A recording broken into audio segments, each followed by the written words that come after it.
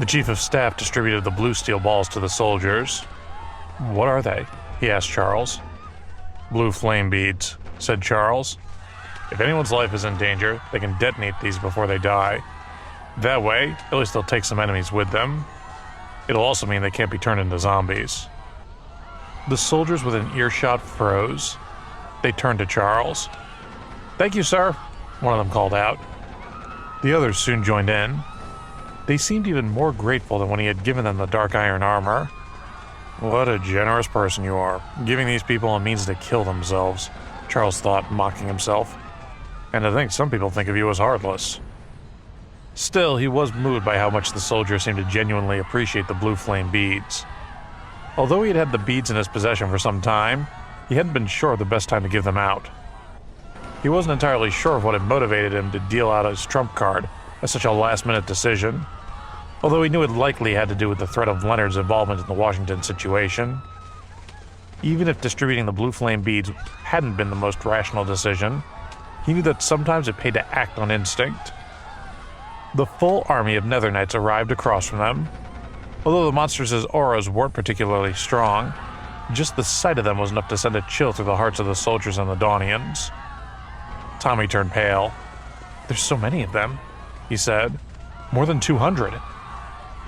He tried to remind himself of previous times when he had faced apparently impossible odds and had pulled through all the same.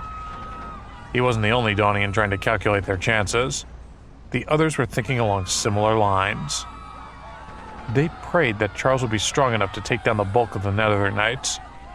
They knew how strong Elena was, but they also knew that she wouldn't be able to withstand the Knights on her own. Even taking into consideration how far she had come in the last 2 months, she would struggle to face even a few of the Knights, let alone 200. They could all understand why Charles had been in such a panic when he had arrived back at the base. To top it off, it wasn't just the Knights they needed to fight, but the zombies too. Even Charles, usually so confident and inspiring in the face of the enemy, couldn't promise that they would all get out of there in one piece. Anthony clocked Charles's fearful expression, wondering something. "How do you think they'd fare against the Hellhounds?" he asked. "One-on-one, the Hellhounds wouldn't stand a chance," said Tina grimly. Everyone fell silent, realizing that she was right. "Listen to me," shouted Charles. "There's about an hour between us and the arcane wall, but these Knights will be able to catch up with us in half that time. We need to buy our people 40 minutes, no matter the cost." "Yes, sir," shouted the soldiers. They understood that if they couldn't delay the Knights for 40 minutes, all their previous sacrifices would have been for nothing. Charles was moved once again to see their loyalty so clearly on display. When he had first seen the Nether Knights, he had known that it was his responsibility to destroy them. After all, he had been the one responsible for their arrival in the mortal world in the first place. The great Nether Knight raised its spear, and the zombies began to scale the city wall. The soldiers were easily able to shoot the first wave of them down, and Charles was glad to see that the ice and snow defenses stopped those that weren't shot from getting very far up. The soldiers with melee weapons gripped them tight, readying for the moment that it would be their turn to meet battle. They were reassured to think that the weapons were made of dark iron, which they knew could cut through the zombies as easily as mowing grass. "We're much stronger than them," one of the soldiers shouted. "Yeah," called another. "We'll have no problems here." Charles had only been able to give dark iron armor to 300 soldiers. He had made sure that those soldiers were at the front line to provide a protective wall that even a level 5 zombie would have trouble breaking through. With the strength of both the soldiers' weapons and their armor giving them an advantage, the first round of zombies attack ended with everyone feeling confident. Charles took out a dark iron longbow and knocked an arrow. "Be careful of those Knights," warned the chief of staff, especially their leader with the shining armor. Although the great Nether Knight's armor looked mostly the same as the others, it gleamed as though from within. The great Nether Knight hurled its black spear up at Charles. At the same moment, Charles released the bowstring. Suddenly, a mutated zombie jumped in front of the arrow. The arrow shot clear through the zombie's heart and body, its force made particularly strong by the mutated salmon spinal cord that Charles had used to craft his bowstring. Compounded by the power of the bow's dark iron, the arrow passed through the zombie as if through thin air. The arrow met the great Nether Knight's hell spear in midair. The moment the two collided, a deafening explosion erupted outwards. blasting immense heat and blinding white light. In an instant, hundreds of zombies nearby were turned to ash. The soldiers gasped. Even the level 5 paranormals were stunned by the power of the arrow. Still, they were confused, unable to work out why Charles had aimed at the knight's spear rather than the knight itself. While they were wondering about his tactics, they were stunned to see the spear, still intact, fly from the center of the explosion back to the hand of the great Nether Knight. They could see why Charles had aimed at the spear. It was clear that it was no ordinary spear, and if it had hit the city walls, it would have easily demolished them. They didn't have long to reflect on the situation, though. With the dust from the explosion settling, 4 Nether Knights started advancing toward them. Do they really think they'll block your arrows just with their bodies? The Chief of Staff asked Charles, watching the Nether Knights advance. If the Knights found a way to block Charles's arrow when the great Nether Knight tried throwing the spear again, then it could easily smash through the city wall unobstructed. Is this why you were so nervous about these Knights? A middle-aged paranormal named Jeremy asked Charles. That's right, Miranda answered on Charles's behalf, before turning to Charles. What do you want to do? She asked him. Charles had ordered all the level 5 paranormals in the military to gather at the rear. If he hadn't done so, they would have been killed immediately. But that left some level 4 paranormals in the forward ranks, soldiers who had already shown their willingness to give their lives to ensure the survival of the level 5 paranormals. Charles recognized the value of their contribution and wasn't about to stop them if they offered to do the same again. Jeremy approached a soldier. Take off your armor and give it to me, he said. Everyone was confused. They couldn't work out what he was about to do. Nevertheless, the soldier took off his dark iron armor and handed it over. His eyes were red, clearly fighting back tears, and his body was shaking. Our greatest fear is our fear of the unknown, said Jeremy, fastening the armor around him. And the only way to confront the unknown is head on.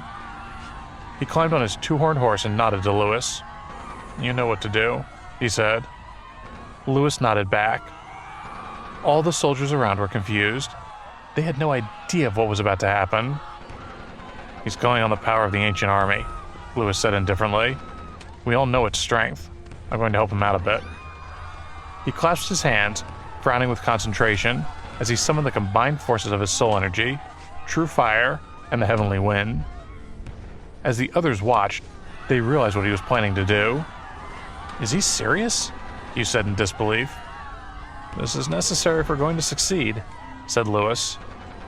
His face suddenly relaxed as the elemental energy in his hands formed an orb of light. The onlookers gasped to see such a tremendous display of power. You're very strong, Charles, Lewis shouted. But you have to remember, you can't fight this war alone. You'll always have comrades ready to fight at your side. Then he turned to the others. This move is called the Soul Energy Blast. The orb in his hands grew larger and brighter. Before long, the onlookers couldn't make out Lewis's outline in the blinding light. A strong wind picked up around him, hurtling all around and blowing all the surrounding paranormals to the ground. Even the 2-horned horses were thrown down. The soldiers shouted in amazement. He's so powerful. I've never seen anything like it. There was an explosion from under the ground, stronger than anything Charles had ever created. It killed all the zombies crowded around the city walls. The Soul Energy Blast takes time to prepare, called Lewis from inside the vortex of wind and light. And because it's an area of effect attack, it can't target a single enemy directly, but it can take care of many enemies at once, like any zombies below level 5. It's done more than that, said Anthony. You took out the level 5 zombies too. Although he was amazed, there was a trace of desperation in his voice, seeing his teammate show a level of power he felt sure he would never be capable of. It felt like he had only recently wrapped his head around the extent of Charles's power, and it was destabilizing to find such an incredible force in yet another teammate. I've only recently learned how to do this, said Lewis. My calculations may be a bit off. The others, already dumbstruck, were made anxious to hear that Lewis wasn't entirely in control of his power and didn't know his own strength. They were worried about what destruction he might unwittingly bring down the line. However, even the Soul Energy Blast, which they had just learned could even kill level 5 zombies, had barely affected the Nether Knights, who were left with nothing more than some surface wounds and scorch marks on their armor. Although the shockwave had been very powerful, Their armor was clearly strong enough to withstand it. After the dust had settled, Jeremy stepped forward. Resplendent in dark iron armor, he clearly possessed a strength greater than he had ever had before. His eyes glowed with the power of the ancient army that coursed through him as he charged toward the 4 Nether Knights. The others were stunned at such boldness, amazed that he would choose to attack when the defensive abilities of the Nether Knights had just been demonstrated so plainly. His sword crashed into the first Nether Knight's long spear, sending sparks flying everywhere. They both recoiled from the blow before rushing in to continue the duel. At that point, another Nether Knight attacked from behind, stabbing Jeremy's back with its long spear. Can only a level 4 paranormal hope to take on these Nether Knights one-on-one? Dale muttered. According to his calculations, a Nether Knight and a peak level 4 warrior armed with a dark iron sword would be evenly matched. With so few paranormals of such a level on their side, he couldn't work out what they would do when the other 200 Nether Knights arrived. Not level 4, said the Chief of Staff. The paranormal needs to be level 5. That's the level Jeremy is at now, that he's using the power of the ancient army. In fact, with that power in his veins, he's even more powerful than level 5. Meanwhile, Charles detected that the great Nether Knight's aura had shifted, and he turned to focus on the knight as it charged at him on its mighty warhorse. He could tell that its strength was far greater than that of the other knights, and that it was up to him to take it down. Just as the Nether Knight was upon him, he bent down, his longsword bursting with a dazzling golden light, and he struck the blade out. In one lunge, he severed the horse's legs, sending both it and its rider hurtling through the air and crashing to the ground. Then with barely a pause, he rushed toward the knight. At that point, the great Nether Knight's horse stood up, having regrown its legs. Its rider climbed astride it. "It recovered so quickly," said the Chief of Staff. "No point in attacking the horses if they can heal like that." "Miranda, help Jeremy," shouted Charles, retreating from his battle with the great Nether Knight. She jumped from the wall and headed toward Jeremy. The reason that she hadn't joined the fight straight away was that she had needed to assess everyone's combat strength before deciding where she would be most useful. She'd also been wary of concerning Charles by rushing straight into the area where the initial explosion had happened. But Charles's order showed that he was confident in her ability to help. She spurred her nightmare horse onward, speeding toward the Nether Knights. Along the way, countless zombies tried to block her path, but she easily dispatched them with her blood-drinking sword. Jeremy was still fighting with the Nether Knights when she reached him. With 4 against 1, he was clearly at a disadvantage. Soon after Miranda arrived, one of the knights stabbed his 2-horned horse. It let out a pained whinny before collapsing in a pool of blood. Jeremy vaulted from his fallen steed, but showed no fear in his eyes. He dodged the knight's next spear attack with ease, his body glowing with golden light, before leaping into the air and bringing his sword down upon the knight. The knight's head fell to the ground, rolling across the dirt. He stood triumphantly over it. "Turns out we humans aren't all that weak after all," he thought, and he spat out a mouthful of blood. He looked up and saw another knight coming at him with its spear. "It's just a shame I only managed to kill one of them," he thought, certain that he was facing his own end. But just before the spear made contact, a black bolt shot past, and the arm holding the spear was thrown into the air, curving in a great arc before landing on the ground some way off. Jeremy looked in the direction the bolt had gone, and saw a woman riding on a black horned horse. "You've done all you need to do here," said Miranda. "You can retreat to safety now." She approached the knight whose arm she had cut off and lopped off its head. "I'm done for already," said Jeremy. "I've already overdrawn my life force by summoning the strength of the ancient army. I don't have long left, but..." "But what?" asked Miranda, shocked. She had thought she had been rescuing Jeremy, but it seemed he had been doomed from the beginning. "But while I'm still alive," he said, "I can test out how strong that armor really is." His body glowed once again with golden light as he charged toward a Nether Knight. The knight raised its spear in an attempt to defend itself, but at the last second, Jeremy switched the position of his sword, cutting under the knight's defense and hitting its armor. With a crash, the dark iron sword splintered, one of the shards rebounding and lodging in Jeremy's throat. As he fell, he saw that although his sword had broken, it had also pierced the knight's armor. The hilt was buried in its chest. "Not so tough after all," he thought. Then he closed his eyes. With his last bit of strength, he palmed his blue flame bead. It had been laced with explosive flame amulets, and in one blinding blast, it destroyed not only his body, but also the zombies that had run at him after spotting that he was vulnerable. Miranda cowered from the blast, took a deep breath, and left. She knew she couldn't change anything that had just happened, and needed to carry on with the battle. The strength of the Nether Knights had almost paralyzed everyone with despair, and yet by summoning the power of the ancient army, Jeremy had killed 2 of them. In the end, though, even that power hadn't kept him from dying at their hands. Some zombies rushed at Miranda, more violent than ever. In fact, the zombie hordes had turned more frenzied across the entire battlefield, posing a real challenge to the soldiers. "What are they doing over there?" asked Calvin, nodding at the other Nether Knights who hadn't yet joined the battle. "Are they going to retreat?" The paranormals all looked to the Nether Knights. They could see that they were flexing their arms while their warhorses patted and scraped the dirt as though ready to turn tail and run. Charles put away his dark iron longbow, then he turned around and mounted Bullet. "They aren't going to retreat," he said. "They're going to charge. Everyone is wearing dark iron armor, right? Then get on your horses now." They realized that when Charles had given them the dark iron armor, he had not only shown that he intended to lead them into the thick of the battle, but also that he was confident that it would protect them. Charles could feel the aura of the Nether Knights grow stronger, as strong as the aura of the 4 knights who had first entered the fray. "How long have we been fighting?" he asked. 15 minutes, said the Chief of Staff. "So we need to hold out for another 25. "Gather 150 soldiers and leave," Charles ordered. "Take them in the opposite direction to the knights, and order them to regroup and prepare for battle when the time comes. The paranormals will try to hold them off as best we can here." He turned to the others. "Paranormals," he called. "You're the only hope of dealing damage here. Let's get to work." At his command, Lewis and Zack released a fire dragon, which cleared a large area across from the city wall with its blistering stream of flame.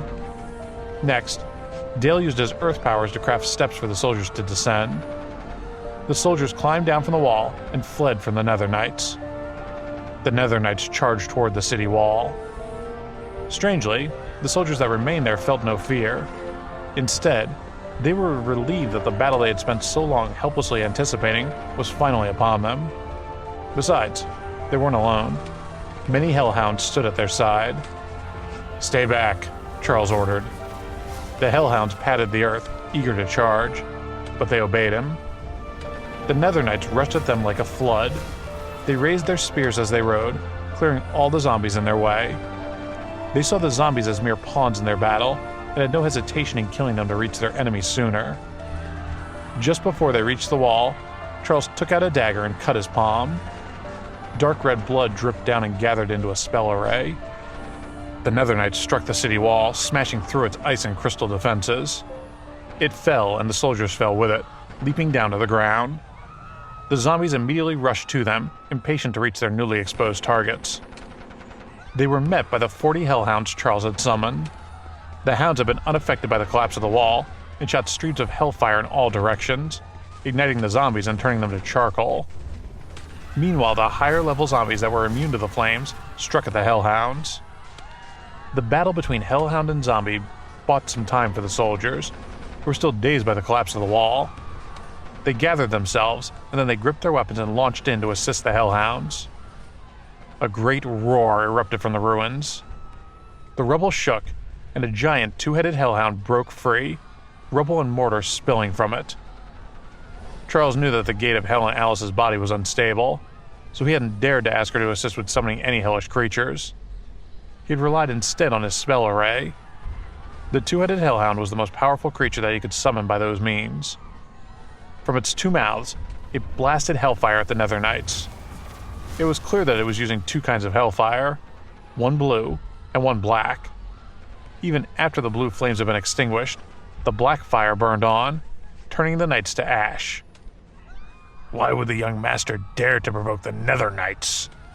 the hound asked Charles, its lantern-sized eyes filled with bloodlust. As the gatekeepers of the underworld, the Cerberus pack knew the fearsome Nether Knights. However, they had never expected that Charles would ever take them on directly. "There's no time to explain," said Charles. "Hurry up and think of a way to deal with them." He drew his silver spear and rode Bullet toward a group of knights. With a sweep, he killed 3 Nether Knights and arrived once again at the Great Nether Knight. Nearby, Miranda used her lightning strike attack, turning herself into a bolt of white light. She cut down 2 Nether Knights before they had a chance to defend themselves, and then she ducked away to evade the attacks of 2 nightmare horses approaching her. However, just after dodging, she sprang back into the fray and cut the arm off another Nether Knight. She was surrounded by zombies and Nether Knights who swung their swords in all directions, taking out soldiers and zombies alike. The soldiers who knew they were about to die didn't hesitate to ignite their blue flame beads. They rushed as close as they could to the knights before igniting the beads. In their final moments, they were glad to know that their deaths would improve their comrades' chance of survival. One after another, they erupted into fireballs, incinerating the zombies and scorching the Nether Knights. Miranda's eyes burned with tears as she watched their sacrifices, but she took advantage of the explosions to finish off the knights caught in the blast, knowing that every enemy she killed would make her own team safer. After she had killed one knight, the dust and smoke dissipated to reveal another rushing at her with its spear. She realized that she was unable to dodge in time, so she steeled herself for the blow. Just as the spear was about to pierce her, though, a flash of red sword energy slashed the Nether Knight's head from its shoulders. Its head rolled to the ground while its body rode a little further ahead, before dropping from its horse. "Tina!" gasped Miranda. She hadn't thought that Tina would be capable of killing a Nether Knight in one move. "These weapons Charles gave us are pretty handy," said Tina, waving the red blade in front of her. She felt an almost intimate connection between herself and the weapon. Nearby, Tommy and Hugh each killed a Nether Knight with similar blades. "It's amazing how they can cut through the knights' armor," said Tommy. "We've got to make sure we're making best use of them," said Hugh. "Let's carry on and do what we can." Without a moment's hesitation, Tina and Miranda joined them as they forged headlong into the battle. Meanwhile, the Great Nether Knight charged at Charles, who didn't even try to escape. Instead, he rushed Bullet directly at the knight. When the two collided, another violent explosion rocked the battlefield. It wasn't the result of an explosive flame amulet, but rather the meeting of 2 incredible powers. After he had recovered from the blast, Charles raised his left hand and summoned all his sword energy before bringing it down, cutting in half a Nether Knight that had tried to sneak up on him. Without even turning to look at his fallen foe, he charged at the Great Nether Knight again. Balls of flames erupted across the battlefield as soldiers detonated their blue flame beads. With each blast, the number of Nether Knights decreased. Meanwhile, the Hellhounds and Nether Knights also engaged in fierce battles. However, it was clear that the Knights had the upper hand, and over a dozen Hellhounds were killed. "Retreat," ordered Charles. Miranda, Tina, and the others fell back. They ran toward the soldiers who had retreated first and to reorganize their formation, ready for their own opportunity to face the Nether Knights.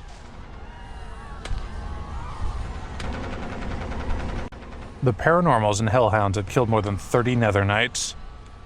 "Still 20 minutes to go," the Chief of Staff said solemnly. Their priority was to defend the level 5 Paranormals, who were the only ones capable of inflicting any damage on the Nether Knights. Without them, it didn't matter how many other soldiers were on their side. Sending the level 5 Paranormals to pull back before the regular troops meant that they would ensure the greatest possible number of people would survive the overall retreat. The level 5 Paranormals gritted their teeth. They were so used to protecting the weak that it felt unnatural to quash that belief and allow the more vulnerable troops to cover them. But they knew that that was the only way that they would win. Charles and the Great Nether Knight had already clashed several times, with neither emerging the victor. Although Charles had managed to strike the knight's breastplate with one attack, it had cut a gash in his stomach in turn. Even his armor, crafted from blue flame energy gems, had been unable to block the knight's blade. Helen had begun to heal him from a distance, while those watching the battle gasped, frightened for their leader. But just as they saw his injury, cracks that looked like spiderwebs began to spread across the Great Nether Knight's breastplate, starting from where Charles had struck it. They grew longer and wider, until the entire breastplate cracked, dropping to the ground to expose the knight's wounded, bleeding flesh. So Nether Knights actually bleed, Miranda thought. I never made any of them bleed. Is their leader different somehow? The soldiers around Charles were inspired to see him wound the knights' leader. If he could tear the armor from the most powerful of their number, they felt confident that they could inflict some damage on the regular knights. At that moment, a Nether Knight walked toward the Great Nether Knight, took off its armor, and handed it to its leader. Everyone's hearts sank almost as quickly as they had just lifted. All of a sudden, Charles clutched his injury. As though his body had woken up after a long sleep, he had quickly become intensely aware of all his sensations, from the pain of the wound to the itching feeling of Helen's healing spells. He knew that intensity from his previous life. It was the battle spirit he had built up through all his battles in both this life and his previous one. His eyes turned red as his preservation ability worked inside him, while his soul energy pumped through his body like a second bloodstream. Since his rebirth, he hadn't yet faced a situation desperate enough to awaken his battle spirit, although on several occasions he had suffered a severe depletion of his soul energy. It had never threatened his life until he'd faced the Great Nether Knight. Instead of killing him, though, the crisis had finally awakened the battle spirit in his body that had saved him so many times in his previous life. "Giddy up!" he cried, spurring Bullet forward. The head of his spear turned into a red streak of light, aiming directly at the Great Nether Knight's body. It hit metal with a great crunch, but it wasn't the Great Nether Knight that he had struck. Instead, another Nether Knight had run in the way to take the blow in its stead. Charles used his spiraling spear attack to set his weapon in a spin, allowing him to pull it from the knight's body in time to block the Great Nether Knight's next attack. When the two fighters' spears met, a huge force was again sent out, throwing Charles off balance. The Great Nether Knight drew a short knife from its belt. Its blade flashed in midair before it came down toward Charles, who invoked his sword energy, channeling all his power into a blade with which he sliced the knight's left hand from its wrist. The knight's dagger flew through the air before clattering to the ground. Charles flipped himself over and blocked the Great Nether Knight's spear. Then he leapt back onto Bullet, spurring the horse on to put some distance between him and the knight. He'd only just broken away, though, when he was ambushed by a small band of knights who jabbed at him with their swords. Again, his armor was unable to completely block the blades. However, rather than diminishing his strength, their attacks increased his focus. He could feel himself growing more and more powerful, as though his very cells were multiplying and evolving. Nearby, the soldiers were facing a similarly desperate situation. "Prepare to escape with your men," the chief of staff ordered Lewis. "When the Hellhounds die, we won't have anything protecting us, and our strength alone isn't enough to withstand these knights." Lewis raised his hand and unleashed a wind strike, killing one of the Nether Knights. It boosted his confidence, but he knew that although he should be proud, there were still innumerable enemies waiting for him. "Lewis, please!" cried the chief of staff. "You're our only hope here. You need to get out while you can." The soldiers rushed forward, striking at the zombies with their dark iron swords and shouting at the paranormals to leave while they had a chance. However, the paranormals were determined to stay until the full 40 minutes had passed. The way they saw it, the longer they stayed with the soldiers, the more of them they could save for the proper retreat. "Quick, put on this armor," shouted Helen, pointing out the armor of the fallen Nether Knights. It looked similar to the armor Charles had forged, but was studded with crimson barbs. The soldiers looked down as though noticing the armor for the first time. "This armor is strong," said Helen. "Hurry up and put it on. We'll be able to hold them off a bit longer." She wouldn't have thought of her plan if she hadn't seen the Nether Knight give its armor to the Great Nether Knight during its battle with Charles.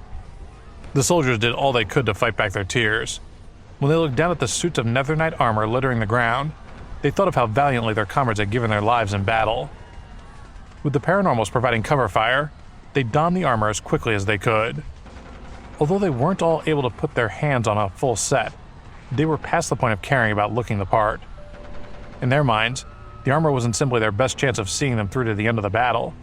It was a symbol of the faith that their fallen teammates had put in them when they had so readily sacrificed themselves. By the time they had kitted themselves out, they no longer felt like individuals struggling against the might of a merciless enemy. Instead, they felt at last like a single unified force. Without the need for any rallying cries or well-considered speeches, they took up their weapons and charged at the zombies, united in their common goal and newfound strength. They fought with everything in their power. Their zeal was so evident that a Nether Knight at the front of the enemy army didn't even try to step away or deflect when one of the soldiers brought his sword down upon it, knowing that the effort would have been useless. However, the soldier's blade only left a slight scratch on its armor. When the soldier recoiled in shock, the knight gathered its strength and ran its spear through his heart. Just as it tried to pull the spear back, though, it felt a powerful force. A grin spread across the soldier's face as he gripped the spear that had pierced his chest. No matter how hard the Nether Knight tried, it couldn't budge the spear at all. It looked from the spear to the soldier and back again, confused, until it clocked the blue orb in the soldier's other hand. There was a brief moment of stillness before the orb exploded, sending writhing snakes of fire bursting out, devouring the soldier, the knight, and all the surrounding enemies. The soldiers around them cheered and took out their own blue flame beads as a group of zombies sprinted at them. The soldiers yelled in triumph before consuming the zombies in an inferno as they detonated the beads. Zack looked around in despair. He couldn't believe just how many sacrifices had been required for them to move forward with their battle plan. How many sacrifices will it take before they start to mean something? He wondered. Before we win. Nearby, Alice gasped for breath after she pierced the throat of another knight with her frost spear. She was left reeling, shocked by how much energy the attack had taken from her. Usually, any time that she called upon her true ice abilities, she was able to draw some extra energy from the Gate of Hell to supplement her own power. But at that moment, the Gate of Hell had given her nothing, and it had left her completely spent. Why isn't it working? She wondered, before realizing that Charles must have sealed her access to the Gate of Hell. She remembered him telling her that if she didn't learn how to control the gate, it could spell disaster for humanity. And what would you call this current mess, Charles, if not a disaster for humanity? She thought bitterly. All around her, soldiers detonated their blue flame beads, preferring to die on their own terms if it meant that the paranormals would stand a better chance. Miranda and the other paranormals tried their best not to let their grief overcome them, as each blast heralded the sacrifice of yet another soldier. They knew that the time would come to mourn them properly, but if their sacrifice was to mean anything, they needed to fight on and kill as many of the zombies and Nether Knights as possible. Lewis had killed 20 or 30 enemies in the days of bloodlust before realizing that the gap between the blasts had begun to grow longer and longer. He quickly counted the soldiers in sight and could make out fewer than 40. "Let's go," he cried. The soldiers looked at one another. "He's right," shouted the chief of staff, choking back tears. "We can retreat now." He was heartbroken to see how many soldiers had died in their effort to fend off the enemy for the retreat. It was clear that if they didn't leave at that moment, the knights would easily obliterate them. The paranormals at level 5 and above turned their horses and galloped in the direction of the arcane wall. Meanwhile, the remaining level 4 paranormals consumed all the crystal cores they were carrying, boosting their strength and allowing them to fire off such powerful energy blasts that the Nether Knights and zombies didn't dare to chase after them. The tears on the cheeks of the retreating level 5 paranormals' faces only dried because of the wind in their faces. It pained them to know that they were the only ones who could kill the Nether Knights. It seemed a cruel irony that their unique strength was the reason they needed to retreat, so that they could aid the rest of their forces, when it also meant that the ones they were leaving behind wouldn't have a hope of defending themselves. Charles remained behind, fighting beside the two-headed Hellhound. Although the Hound was at level 6, the battle had taken a great toll on it. After such heavy fighting, its flank was heavily scarred, with some of its wounds so deep that Charles could see through to the bone. "I'm sorry to ask this," he said, "but I need you to fight a little longer.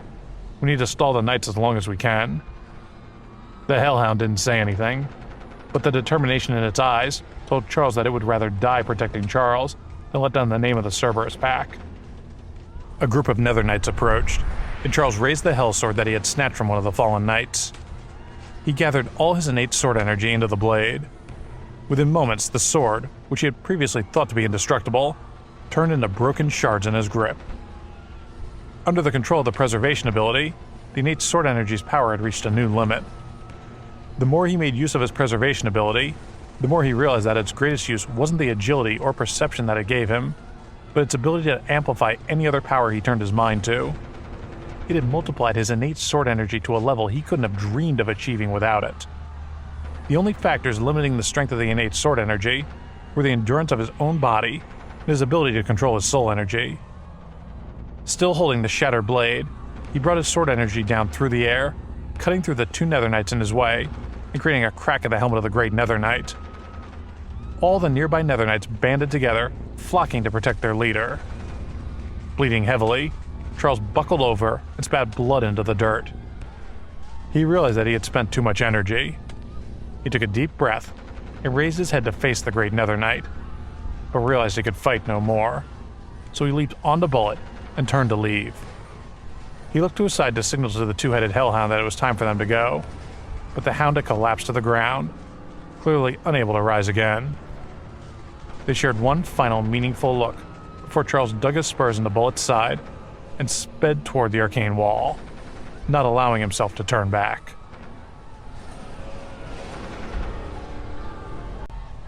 Things are progressing so much faster than in my previous life, Charles thought as he galloped to the arcane wall.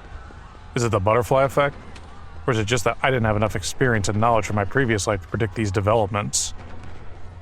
He had already noted that his new life was unfolding differently from his previous one, and he knew that he couldn't use his memories of his previous life as a hard and fast guide to how things would turn out in this new one. However, even taking the variance into account, he couldn't quite believe just how quickly certain phenomena were appearing. By his estimations, the Nether Knights shouldn't have appeared in the mortal world for a long time. Maybe I've been thinking about this all wrong, he thought, hurtling onward. As far as we've known, the army has been the most powerful combat force in the country, and yet, by all accounts, Leonard was able to take it down almost entirely under his own steam. Maybe the way he managed it in my previous life was with the help of the Nether Knights. Maybe they really did arrive at the same point in my previous life, and he simply kept their arrival a secret. He narrowed his eyes as he rode Bullet. The possibility sent a chill through him. He had known for a good while not to underestimate Leonard, but Leonard's machinations still managed to exceed his expectations. Since the apocalypse had begun, many people had come forward, claiming to be the world's salvation. Charles knew it was important not to count Leonard as just another sham messiah, when he clearly had a level of power and influence beyond anything Charles had seen. Thanks to Bullet's great speed, Charles soon caught up with the other paranormals who had arrived at the arcane wall. The atmosphere among them was subdued. Even though countless of their soldiers had sacrificed their lives in the battle, they had only managed to kill 50 Nether Knights. Of those, Lewis alone had killed 30. He had known that his attacks needed to be fatal, because if a Nether Knight was merely wounded and not killed outright, he would be able to recover from even the most grievous of injuries. That had been no small task, considering that the paranormals had also been contending with hordes of zombies and needed to protect as many of their own number as possible. Miranda, Tommy, and several of the other paranormals hadn't had a chance to kill any Nether Knights in the later stages of the battle, because they had needed to ensure that Lewis and Zack had escaped to safety. But their escape had been a little easier than they had expected. They presumed that the Nether Knights had prioritized protecting the Great Nether Knight, and so they hadn't chased after the paranormals immediately. The high number of casualties weighed heavily on everyone's hearts. Still, they understood that they had done the best they could with their limited power and personnel to achieve the best outcome possible. And although they had lost a great many of their people, after catching up with the rest of their forces, it was clear that the soldiers' sacrifice had been worth it. They had given the main force enough time to escape and reorganize themselves. "I'm sorry," Anthony said to Charles. "I understand now why you were so angry with us before we left." Calvin, Dale, and the others nodded in agreement. They realized then that when they had offered to go to Montreal, although they had pretended to themselves that they were doing so in the name of sacrifice, they had really only been wanting the easy way out, to end their lives in the most heroic way possible. After such a bloody battle, they understood the true meaning of sacrifice, and that their greatest use as paranormals wasn't to run recklessly into a losing battle, but to use their abilities to help others. "The road to hell is paved with good intentions," said Charles. The bluntness of the statement struck his followers almost as a physical blow. They had heard the saying their whole lives, but had never properly recognized its real meaning. Back in school, they had thought that fighting in war was simply a way to look cool and prove your bravery. They'd even sometimes complained that they hadn't been born in ancient times, where warfare and bloodshed had been a daily reality. In the battle with the Nether Knights, they had come to realize that there was nothing glorious about watching their teammates fall to the enemy. Countless strangers with their own loved ones had sacrificed themselves just so that the higher-leveled fighters among them would have a better chance of survival. It was clear that war brought only pain and tragedy, not heroism. Miranda and Charles walked side by side, and Miranda looked at Alice. "She's right," she said to Charles. "The biggest difference between you and the rest of us is that even though you knew what we were going to face in that battle, you never once thought of running away." The other nearby Dawnians fell silent, wondering if they too would have been able to face such a horrific battle had they known in advance what carnage they were to face. But they didn't dare to spend too long dwelling on the question. They agreed that Charles really was unique in refusing to retreat, even though he knew that battling on might bring damnation, not just to himself, but to all who followed him. "I won't ask you to join the army anymore," Lewis said. "As far as I'm concerned, you're more of a soldier than the rest of us." Charles nodded, but continued to walk in silence. By that point, the enemy army had caught up with the Dawnians and the military, and had arranged itself across from the arcane wall. The Great Nether Knight needed some time to recover, which would give the army its own chance to strengthen its defensive line. The knights had taken longer to reach them than they had expected. Charles had been able to use that time to cover the only gap in the arcane wall with a line of hellfire, which would easily hinder the advance of the zombies. Safely behind the wall, the army was able to regroup and reorganize itself. Over 100,000 zombies and countless Nether Knights stood in formation across from the arcane wall. "Why aren't they attacking?" the soldiers asked one another. They had been prepared to face a fierce battle and couldn't understand why the zombies and Nether Knights had chased them such a great distance, only to stop at the hellfire defenses.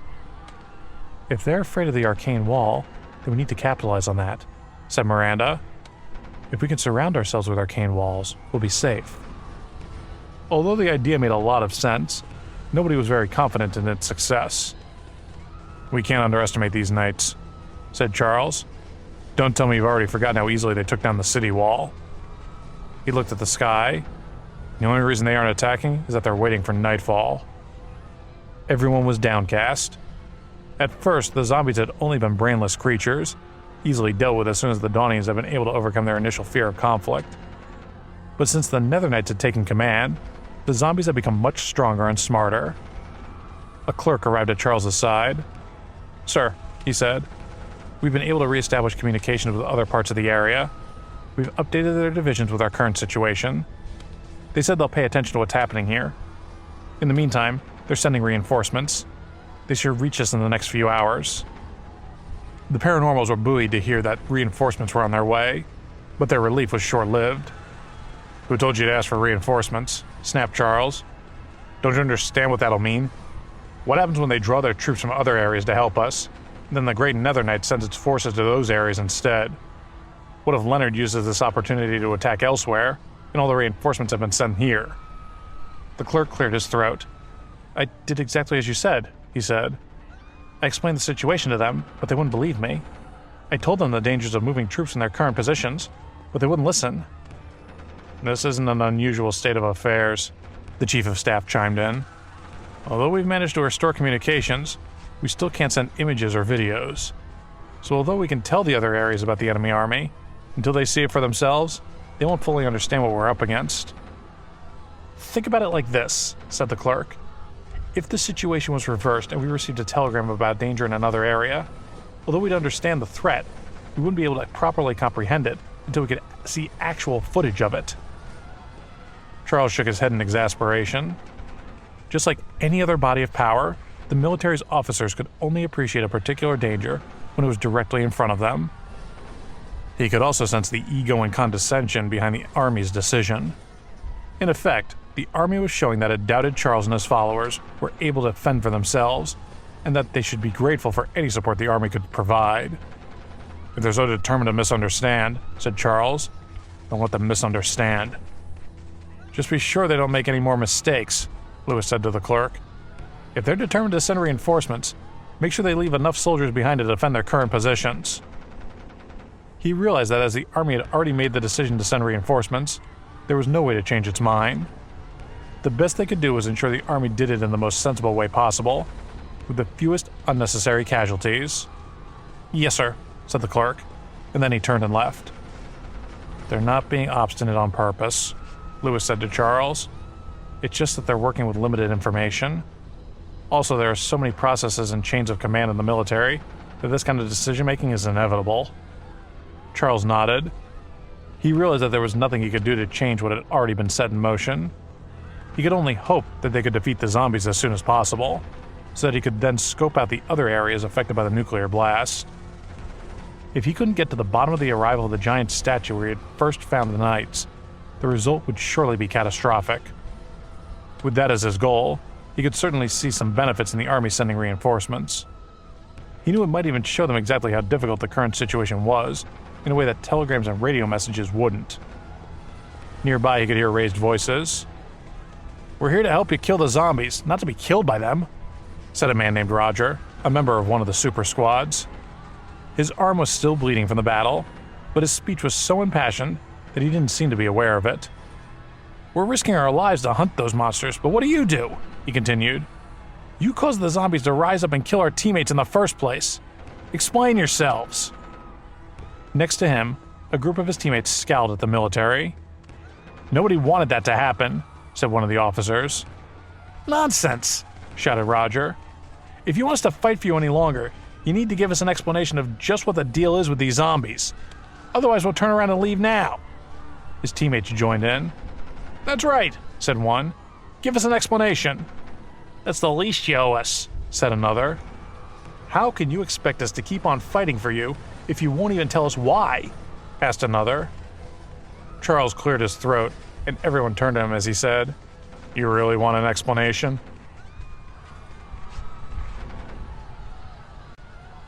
The members of the super squad were chilled by the edge in Charles's voice. They recalled their last confrontation with him and remembered how easily he had bested them at the top of that platform with nothing but a spear shaft. When he addressed them directly, many of them shrank back, while others tensed up and gripped their weapons. Still, some of the bolder members of the group kept their cool and pressed him further. "Yeah," said Roger. "Explain this to me. We were hunting zombies like normal when all of a sudden this massive horde shows up, killing loads of my crew. Seems pretty suspicious to me. How do we know you didn't deliberately draw them out to take us down a peg or two?" "If you can't tell us why," said another, "then there's no reason we should fight for you. You'll only have yourself to blame when we up and leave you on your own against those things." He nodded in the direction of the Nether Knights. Charles glared at Roger.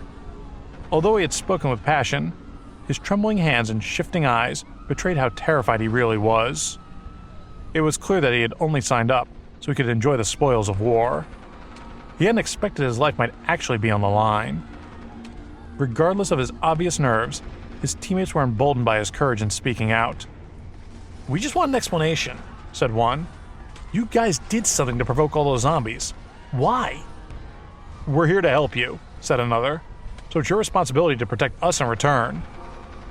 "If we're going to die here," said a third, "you at least owe us an explanation why." Charles looked over the squad members with fury in his eyes. There were still around 1,500 of them left, with approximately a fifth of that number arranged in front of him. It was clear that they didn't actually want an explanation, so that they would have a reason to remain on his side. Instead, they were looking for an excuse to desert.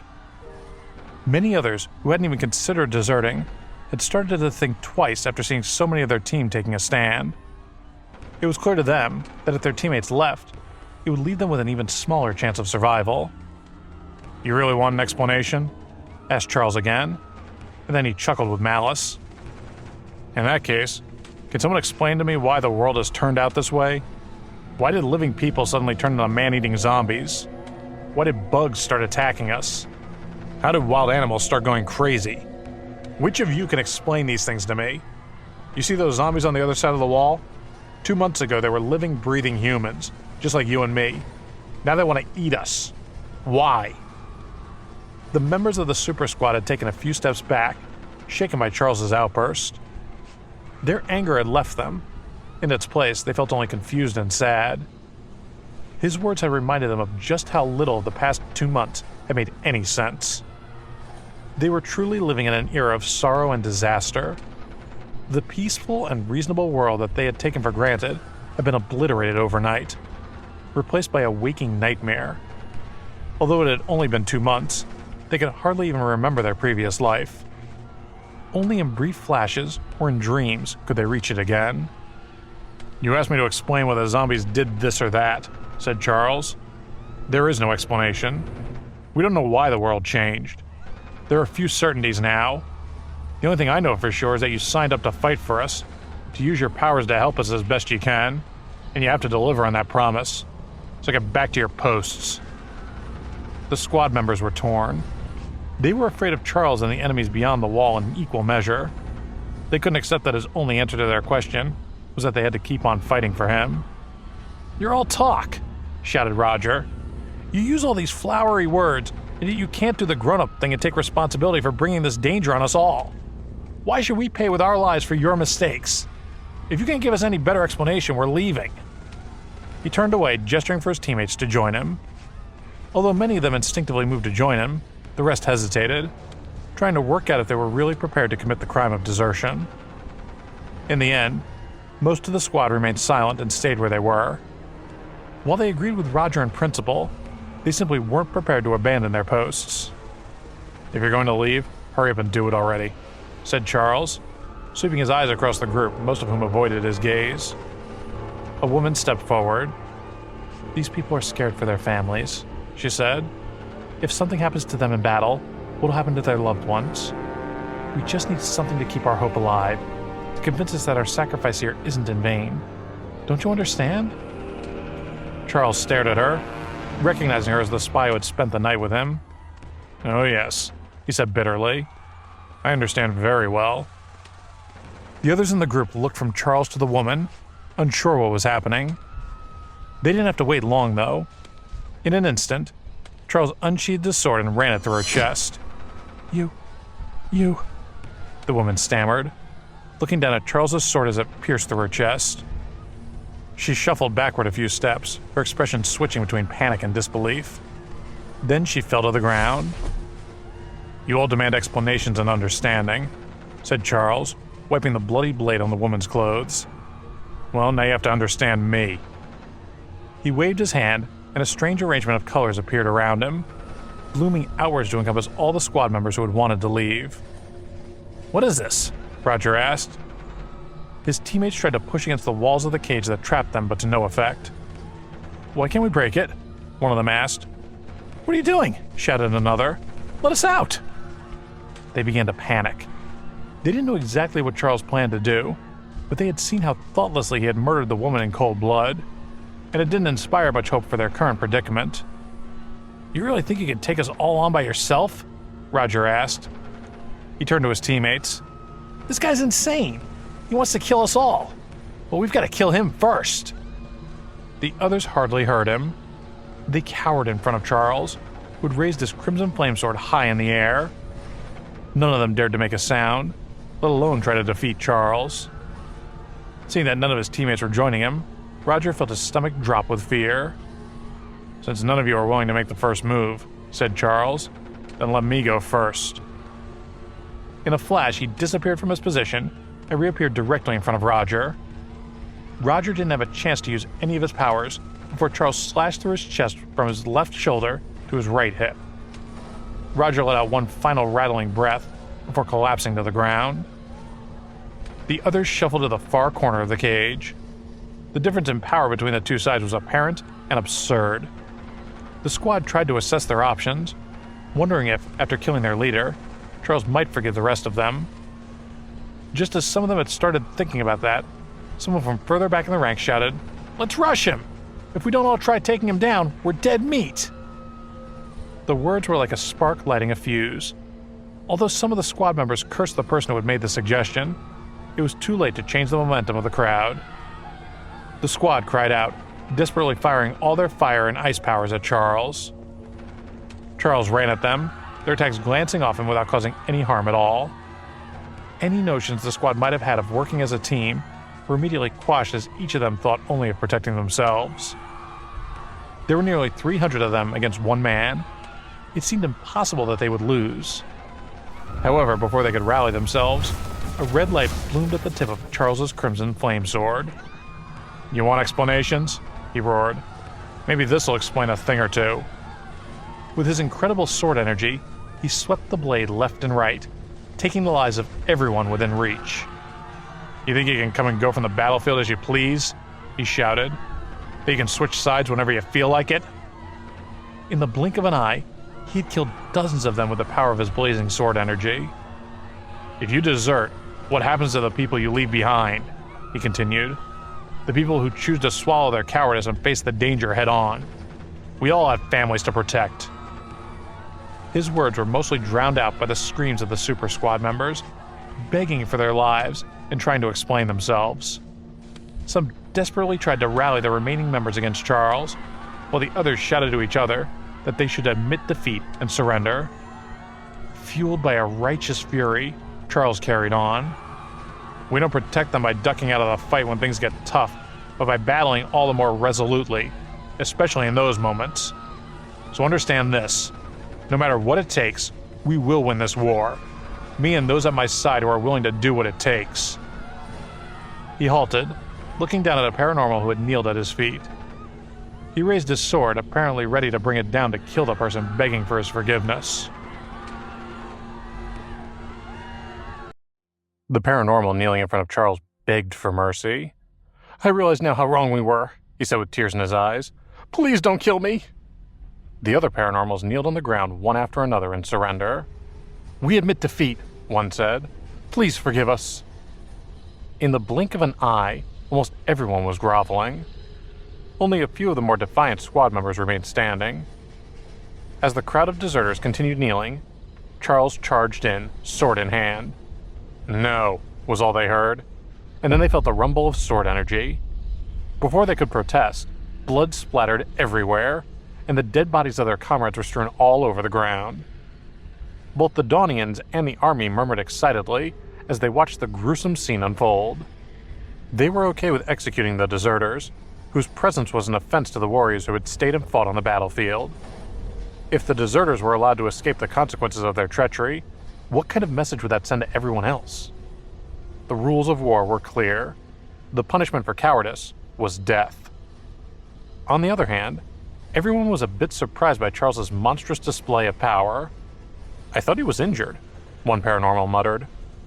His words reminded the troops that Charles had fought with great Nethernight and had been wounded. Even if he had started to recover, he still wasn't in peak condition. However, when they saw the corpses on the ground, they realized they had underestimated Charles's strength.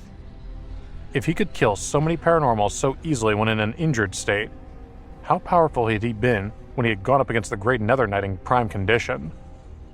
Charles sauntered over and stood in front of another paranormal.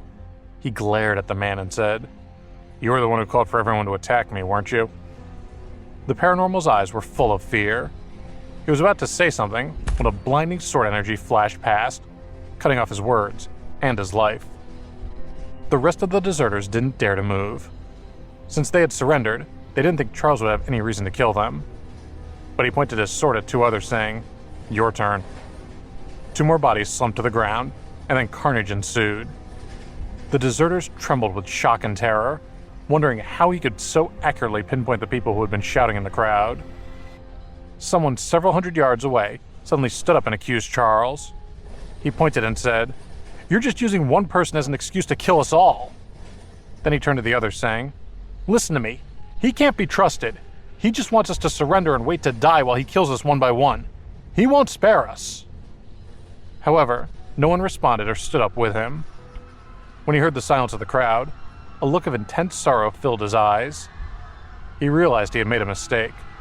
Whether what he had said was true or not, their lives were in Charles's hands, and mercy was their only hope. They could die fighting or kneel and pray that this angel of death would pass. The paranormal started to quake with fear. He looked around for a path of escape, but there was none. "No, wait," he blubbered. Before he could beg for mercy, Charles struck him down. After killing more than a dozen people, Charles left the formation he had imprisoned the deserters in. Everyone felt the terror in their hearts ease, thinking that Charles was finally going to relent and stop his killing spree. But they soon realized they should have listened when he had told them that they wouldn't be spared. At that moment, a gray fog pervaded the formation, and the Daunians felt their blood go cold. They all recognized the iconic fog as the phenomenon that occurred when the Hellhounds appeared. When they saw the silhouette of a Cerberus materialize within it, the surrounding paranormals felt a chill run down their spines. The aura from the beast made their legs tremble. Instinct told them to run, but fear paralyzed them. "There's one thing your friend was right about," Charles said with a wicked smile. "I really have no intention of letting you all go." Even if he forced them to fight, they would be cannon fodder at best, because they were cowards. And in the worst case scenario, they would possibly cause trouble for him later. So he quickly concluded that they were only good for dog food. The giant head of the Cerberus appeared through the fog and began devouring the people trapped in the formation. It howled, and blood ran down its jowls as it wolfed them down like kibble. Some of the people attacked in panic desperation, but even with their special abilities, the Cerberus's hide was impenetrable.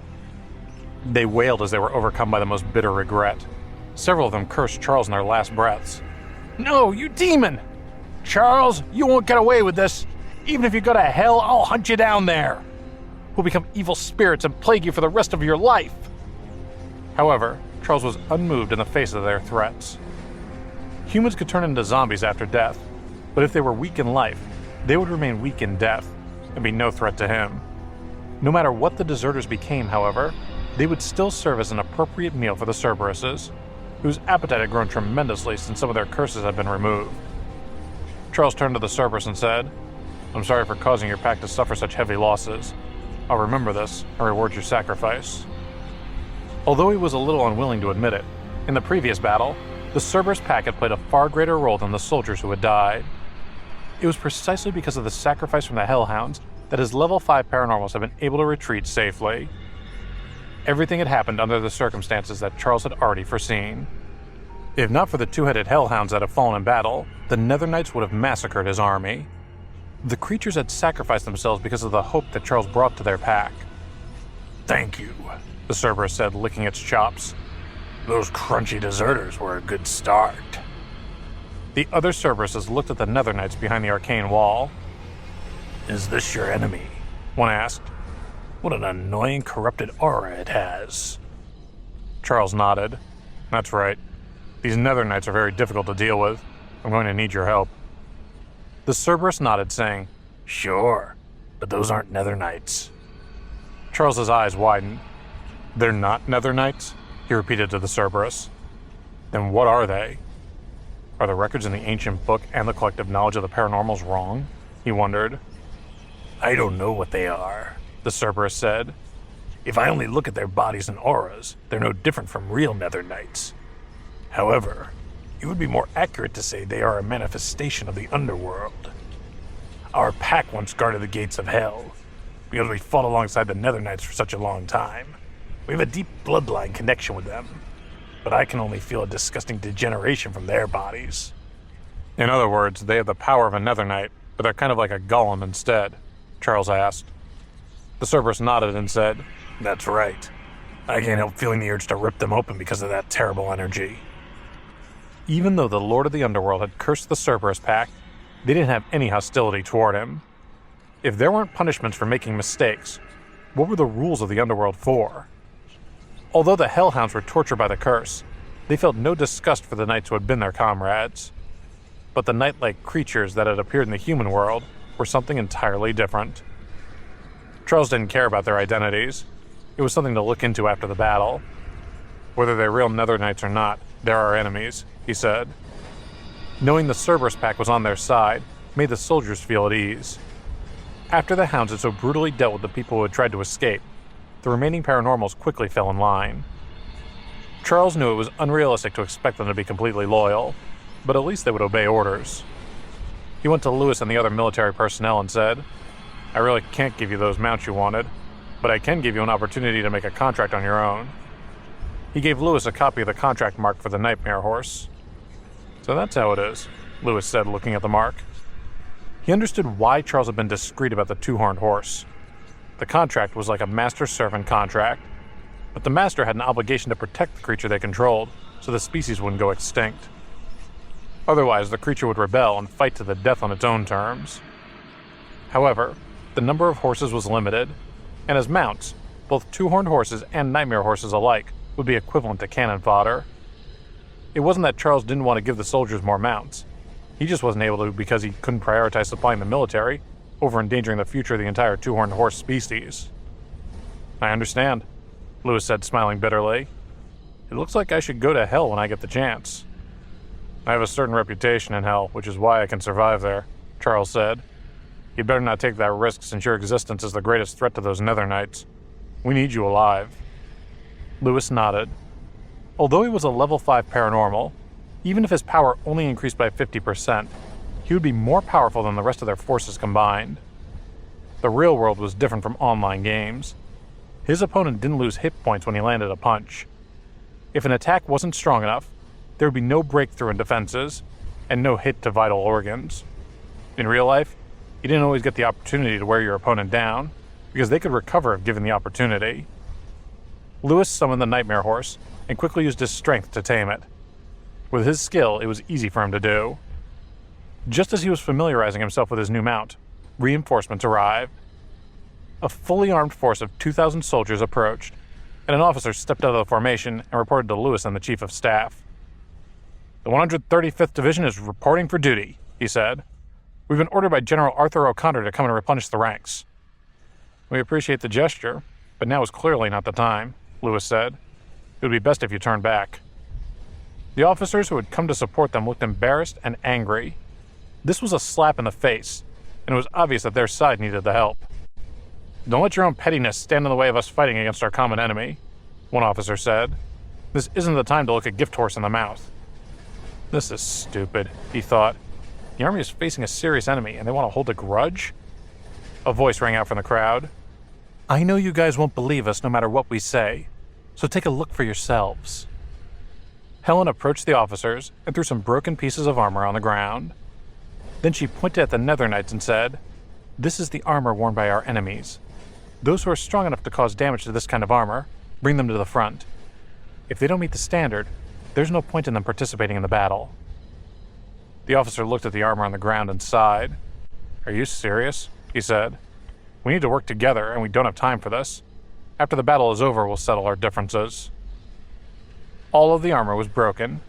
Some had been cut open by swords, some had been pierced by spears, and some had been burned by fire. Forcing the reinforcements to attack a pile of battered junk to prove their strength only added further insult to injury. If not for the fact that the enemy was right in front of them, a fight would have broken out right there. Charles could sense the tension in the atmosphere and admired everyone's restraint. But he understood why Helen had challenged them to damage the armor, and he wanted them to comply. This test is related to our enemy, he said. You all need to take this seriously. He pointed at the Nether Knights. If we can't match their numbers, we'd better be able to match their combat power and defenses. Going in unprepared will get us all killed. The officer's expression softened a little, and then he called for one of the soldiers behind him. Wade, get over here.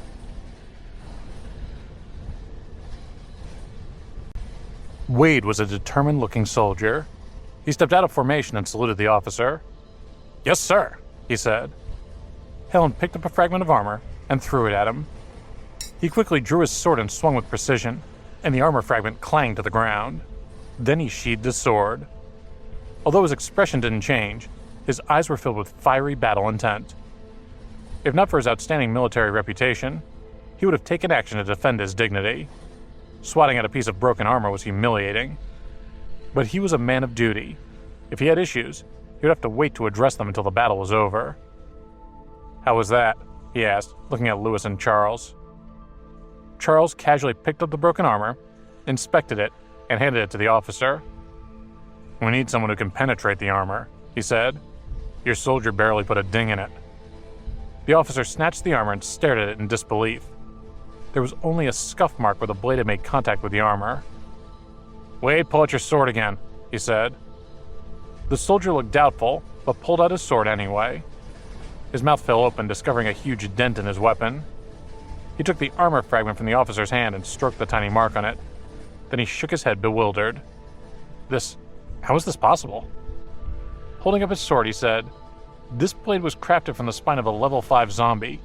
After injecting my superpower into it, I can crack open the skull of a level 5 paranormal without any resistance. How could it only leave such a tiny mark? Staring at the armor and his weapon, he felt blindsided. Is this the difference in strength between the two sides? He wondered. We're like ants trying to take down giants.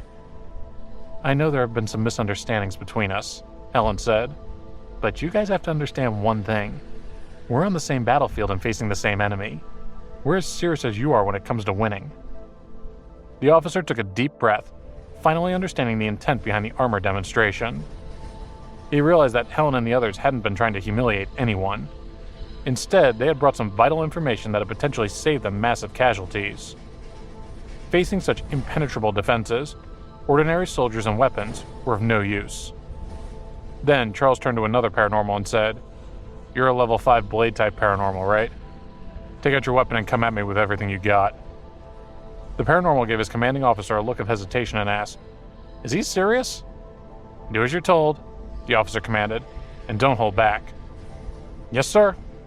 The paranormal swung his blade at Charles with all his might. Charles calmly waved his left hand as the blade came down. A metallic ping rang out, and half of the sword fell to the ground.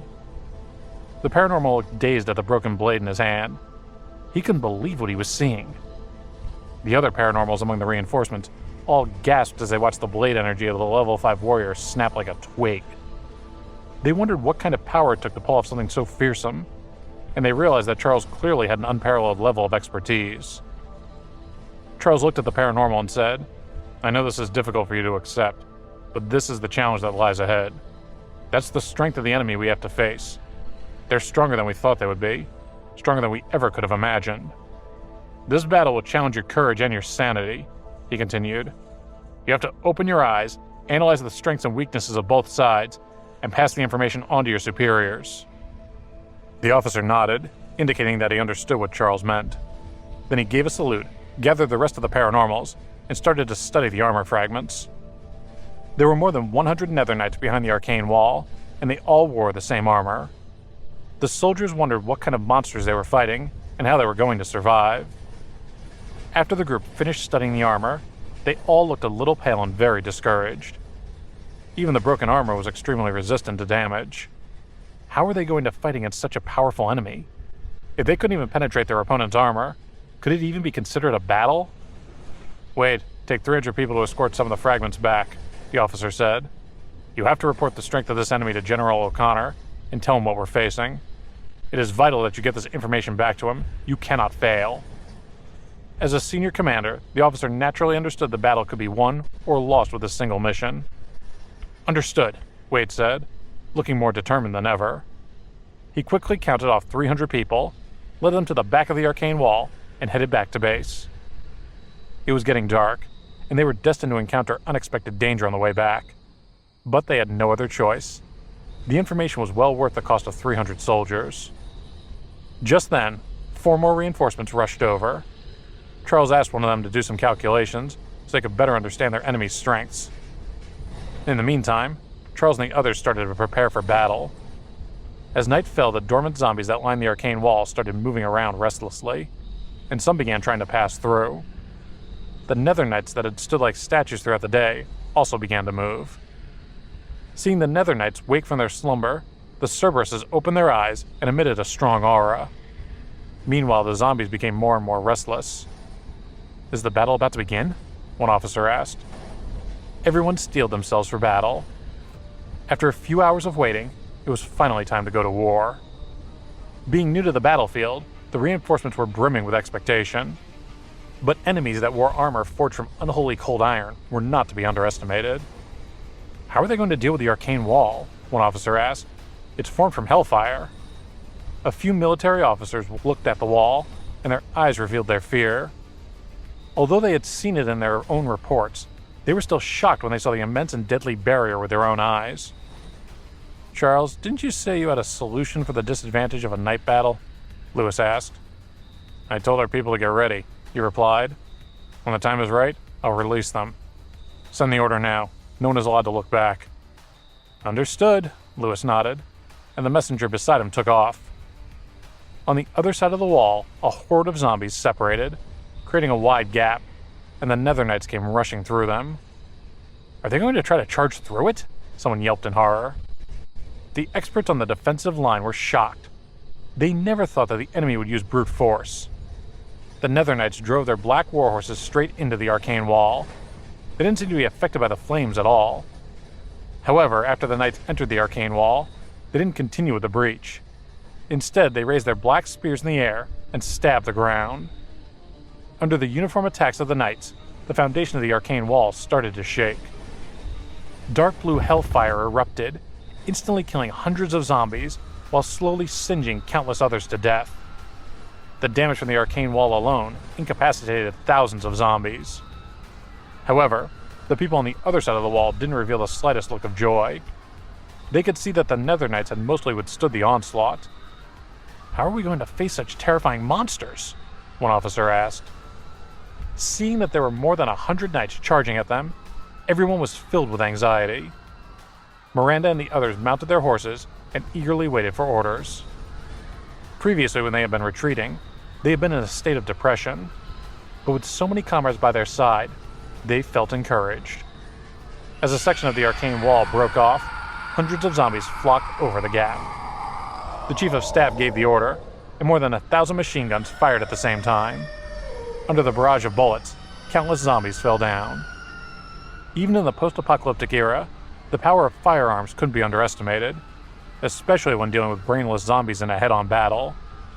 "The line of sight is blocked," the chief of staff said in a frustrated tone. "The effect of our machine guns is limited." This was the reason why he hadn't wanted to fight at night. "It's okay," Charles said. "I'm going to take care of that shortly." A group of Daunian Earth-type paranormals have been building a tall platform, and they finally placed a glass object the size of a refrigerator on top of it. The soldiers behind them looked confused. "What's that?" one asked. "After entering the new era, the fundamental structures of many substances have changed," Charles explained. "Some things are less useful than they were before, but some have new functions. For example, in the past, the energy we relied on the most was electricity, but now we have a better energy source."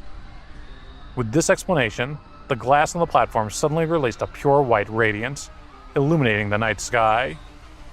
Everyone had been fighting blind, but in the blink of an eye, the battlefield became as bright as day. The soldiers holding machine guns adjusted their angles, increasing the accuracy of their aim. This greatly increased the morale of the soldiers, and the battle became even more valiant. The chief of staff and the officers of the reinforcements were shocked. "How is this possible?" one officer asked. "Isn't electricity difficult to use now?"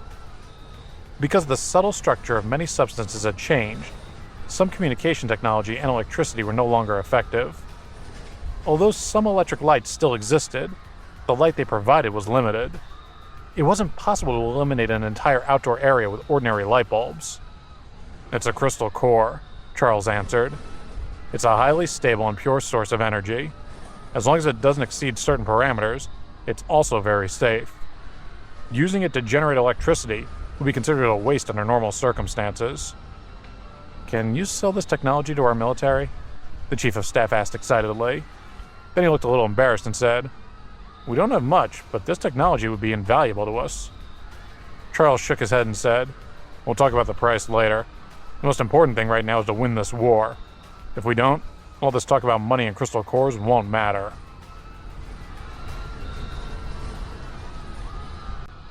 Zombies were a product of failed human evolution, but they still had the fundamental structure of a human. They had retained most of their senses, and on top of that, they had evolved to be more suited to hunt. With the exception of some rare mutant zombies, their sense of pain had all but disappeared. But their remaining senses had become more heightened. So when the sky lit up like it was daytime, the light was 3 times more intense for them than it was for living human beings. For the zombies, it was like standing on the surface of the sun. Even for humans, the intensity of the light could burn their retinas, and extended direct exposure could cause permanent blindness. This was the reason Charles had given strict orders to the soldiers not to look back. But despite the burning light, the zombies continued to rush toward the humans even though they couldn't see anymore. Instead, they relied on their senses of smell and hearing to guide their way. The machine guns continued to rip through the bodies of countless zombies, but some more powerful ones used their weight to break through the blockade of firepower. "Be careful not to look back when fighting," Charles warned again. "Use the shadows under your feet to judge the situation around you. Those zombies don't have brains. They can't compare to us humans." Although the bodies of zombies were generally stronger than humans, most of them didn't have higher reasoning skills. As long as his troops were given the conditions to display their intelligence and use it to their advantage, the zombies were no match for them. Seeing Charles's plan unfold, the chief of staff relaxed a little. The darkness had been a hindrance to them, but things had turned in their favor. Unfortunately, even the machine guns couldn't harm the unholy cold iron that made up the Nether Knights' armor. If the Knights wanted to, they could crash through the barrage of bullets at any moment without taking on much damage. However, they didn't do so. The arcane wall was several miles long, and they had only destroyed a small part of it. It was clear they planned to destroy the wall before anything else. As expected, an opponent without brains is easy to deal with, the paranormal muttered to himself. The real threat is the one with brawn and brains. The zombies were terrifying, but they were no match for organized humans. Under the command of the Nether Knights, the destructive power of zombies suddenly increased. Lewis jumped on a nightmare horse and shouted, "Get ready to fight!" Charles jumped on the bullet's back and turned to address the crowd. "Since the arcane wall is coming down sooner or later, let's make the best of it while we can," he shouted. The Cerberuses broke away from the rest of the crowd. Some of the hounds spat out flames, and the remaining two unleashed gusts of black wind, increasing the speed and power of their attack. The flames blasted through the arcane wall and ignited when they hit the zombies that were gathered behind it. The zombies were caught off guard and wailed, but they were unable to extinguish the flames.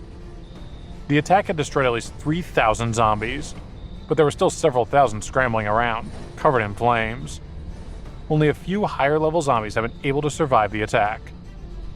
Having suffered such a great loss, the Nether Knights stopped moving, and as if under a silent order, the zombies began to withdraw in mass numbers. When the officers saw the monsters fall back, their hearts were filled with joy. "Are they retreating?" one officer asked gleefully. As Charles observed their behavior, he started to feel apprehensive. "Nether Knights aren't afraid of death," he said. "They shouldn't be retreating. They must be changing tactics and reorganizing the zombies to reduce casualties while they continue to destroy the arcane wall." He had always fought alone in his previous life, and whenever he had encountered a well-organized opponent, he'd usually retreated at the first sign of trouble to save himself. Even after taking such a hard hit from the Cerberus pack, the Nether Knights still had the advantage, and Charles knew they had to be careful. Despite this, most of the zombies disappeared into the darkness, and then the Knights also retreated. A grave expression came over the Chief of Staff's face. "Something bigger is coming." "You guys stay here," said Charles. "I'll go out and take a look." Although sentries had been posted at various points around the arcane wall, their aim was just to observe the enemy's movements, rather than to provide a strong defense. With the limited number of troops remaining from the last battle, it was impossible for them to guard every single area of the wall. Under normal circumstances, against a normal opponent, that wouldn't have presented too much of a problem. But it was clear that the Nether Knights presented a far greater challenge than any other enemy they had come across. In fact, a great part of the Knights' strength came from the fact that nobody on Charles's team could really say for sure just how powerful they were. It wasn't clear, for instance, if the Knights were more or less intelligent than he and the paranormals were. That level of uncertainty was the reason he was so eager to scope out the situation, to try and gather as much information about the enemy forces as he could. "Be careful," said Alice, shaking her head. Why does he have to be so reckless? She wondered. Why can't he just stay behind the wall and command his army, rather than go out on these suicide missions? Deep down, of course, she understood that he would gain a much better understanding of the workings of the enemy if he went out to scout them personally. Miranda climbed onto her nightmare horse. "I'll go with you," she said. "No," said Charles. "In case the enemy separates its forces, I need you, Zach, and Lewis to stay here. You're our fastest warriors. I need you to patrol the arcane wall on horseback and be ready for any sign of the enemy advancing. With all of you here, we'll be able to hold out for as long as possible." Miranda nodded. She understood his reasoning. As tempting as it was for her and the other high-level paranormals to follow him into danger, it was crucial that they stayed behind to defend, in case the enemy attacked unexpectedly. She knew, after all, that only the level 5 paranormals were strong enough to harm the Nether Knights. Compared to the threat posed by the Knights, the zombies seemed almost harmless. Most of the zombies had already started retreating, and those that were left behind were easy targets for the soldiers' rifles. In any case, the army and the Daunians had sufficient ammunition and powerful enough equipment that even without the arcane walls, the zombies would have a hard time breaking through their defense. What worried them wasn't the zombies, but what the Nether Knights were planning.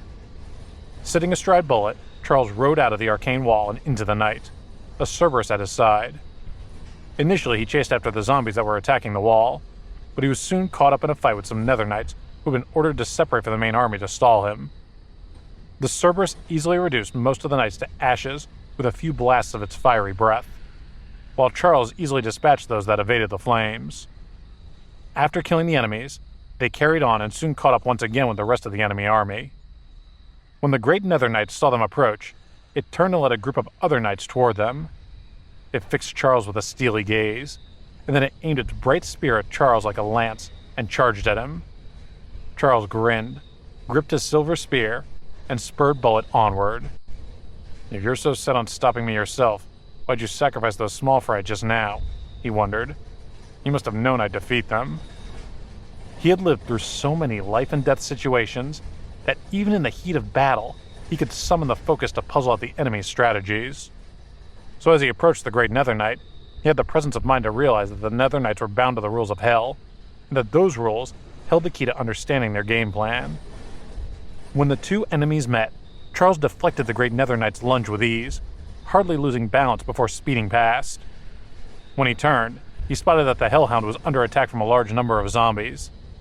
In fact, of all the troops that had turned to deal with Charles and the Cerberus, all but the great Nether Knight were focusing on the Hound. The Cerberus must be at the highest stage of level 7, he thought.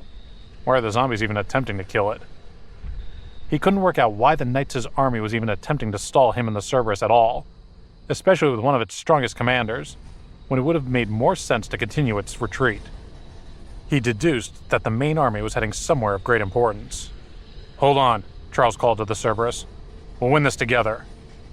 He used an Ice Dragon Extract amulet, releasing a huge ice dragon that soared into the air before wheeling around and firing a stream of frosty air at the great Nether Knight, freezing it solid. The knight was only stalled for a few moments, though, before shaking the ice from its armor and continuing its advance. However, no sooner had it freed itself than the dragon was upon it again. The two of them clashed, buying Charles time to hurry to the Cerberus, thinking all the while. He tried to work out where the enemy army was targeting. He knew that there were some weak areas to the south, and wondered if they were aiming to attack there.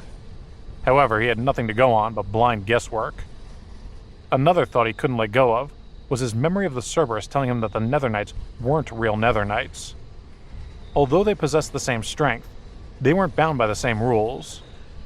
What if we weren't the Knights' real target all along? He wondered. What if their real target is wherever they're heading now? He wondered if they were heading to a different war zone, reassuring himself that the commanders in each of the war zones would be well prepared for any attack. He had to hand it to the army. Their defense of the war zones between Washington and Baltimore had been impressive. He reminded himself that defense had never been the issue, and that the reason the military had asked for his help in Montreal wasn't that it didn't have the capabilities to defend, but that it didn't have sufficient troops to counterattack. If I forget about Leonard for a moment and just focus on numbers, then we shouldn't have any problems here, he thought. But even thinking about Leonard sent a chill through his heart. With that one name, he felt sure that he had finally grasped the missing piece of the puzzle. Leonard had personally brought his men to Ground Zero, which meant that he must have known about the Nether Knights, even if they hadn't made record of finding them. In a flash, Charles remembered that when he and Miranda had destroyed the statue in the center of the Knights, he had used his dark iron spear to stab at the great Nether Knight. Charles had expected the knight to rush at him to kill him, but after deflecting his attack, it had stood its ground. He felt that after all that time, he finally understood why.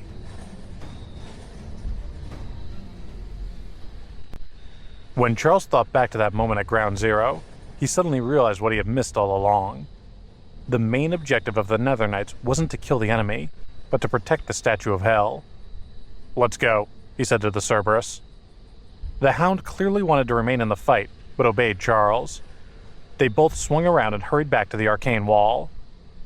Once they had put a little distance between themselves and the Knights, they slowed. "What happened, young master?" the Cerberus asked. "Why the sudden retreat?"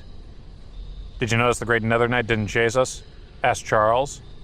"All this time, I've misunderstood the Knights. They aren't the same as the Nether Knights from my previous life, whose main goal was to take as many lives as possible. Instead, these ones are solely focused on protecting the portals to Hell. They're statues. Many nuclear weapons have been dropped across Baltimore, and Charles had to assume that a statue had appeared at the center of each blast, protected by its own ring of knights. He could feel that the strength of the portals would only grow with time, so they needed to work as quickly as possible on destroying the statues. However, in all his hurrying, he had neglected the most important matter, which was that the knights' main task wasn't necessarily to kill him and his team, but to protect the statue. The Cerberus growled.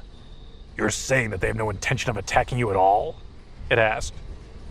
"Ever since I tried to destroy the statue, I've been assuming they were fighting me because they saw me as the enemy," Charles replied. "But they were only defending the statue." He took a deep breath. "The thing is, there might be more than one.